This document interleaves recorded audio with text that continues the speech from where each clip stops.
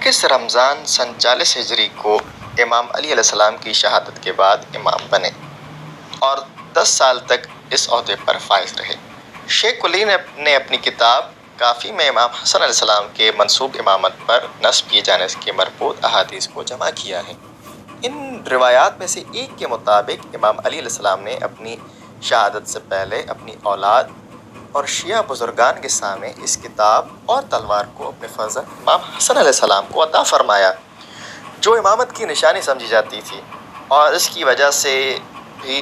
یہ بھی تھی کہ پیغمبر خدا نے امام علی علیہ السلام کو اپنے بعد آپ کے فرزند حسن بن علی علیہ السلام کو اپنا جانشین اور وصی مقرر کرنے کا حکم دیا تھا۔ ایک اور حدیث کے مطابق امام علی علیہ السلام نے کوفہ تشریف لے جانے سے پہلے امامت کی مذکورہ نشانیوں کو ام سلمہ کے حوالے فرمایا، جسے امام حسن علیہ السلام نے کوفے سے واپسی پر ام سلمہ سے اپنی تحویل میں لیا تھا۔ شیخ مفید نے کتاب ارشاد میں تحریر کیا ہے کہ حسن بن علی علیہ السلام اولاد و اصحاب کے درمیان اپنے والد کے جانشین اور وصی ہیں۔ اسی طرح آپ علیہ السلام کی امامت پر رسول خدا سے نقل ہونے والی بعض احادیث بھی صراحت دلالت کرتی ہیں۔ ترجمہ: میرے یہ دونوں بیٹے تمہارے امام ہیں، چاہے یہ قیام کریں یا صلح۔ اسی طرح حدیث اثنا عشر سے بھی آپ کی امامت پر استدلال کیا جاتا ہے۔ امام حسن علیہ السلام اپنی امامت کے ابتدائی مہینوں میں جس وقت آپ کو کوفے میں تشریف رکھتے تھے، منصب خلافت پر بھی فائز تھے، لیکن بعد میں معاویہ کے ساتھ صلح کے بعد خلافت سے دستبردار ہوئے اور خلافت سے کنارہ کشی کے بعد اپنی زندگی کے آخری ایام تک مدینے ہی میں مقیم رہے۔ انگوٹھی کا نقش۔ امام حسن علیہ السلام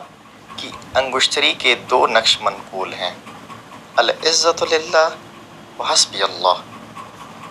بچپن اور جوانی کا زمانہ۔ مشہور قول کی بنا پر آپ علیہ السلام کی ولادت 15 رمضان 3 ہجری میں ہوئی، لیکن بعض منابع میں آپ کی تاریخ ولادت سن 2 ہجری بھی لکھا گیا ہے۔ آپ مدینے میں پیدا ہوئے اور پیغمبر خدا نے آپ کے کان میں اذان دی اور ولادت کے بعد 7ویں روز ایک گوسفند کو ذبح کر کے آپ کا عقیقہ کیا۔ بعض منابع کے مطابق امام علی علیہ السلام پیغمبر خدا کے توسط سے آپ کا نام حسن رکھنے سے پہلے اپنے بیٹے کا نام حمزہ یا حرب رکھنے کا فیصلہ کیا تھا، لیکن جب رسول خدا صلی اللہ علیہ وآلہ وسلم نے امام علی علیہ السلام سے سوال کیا کہ اپنے بیٹے کا نام کیا رکھا ہے، تو آپ نے فرمایا، میں اس کام میں خدا اور اس کے رسول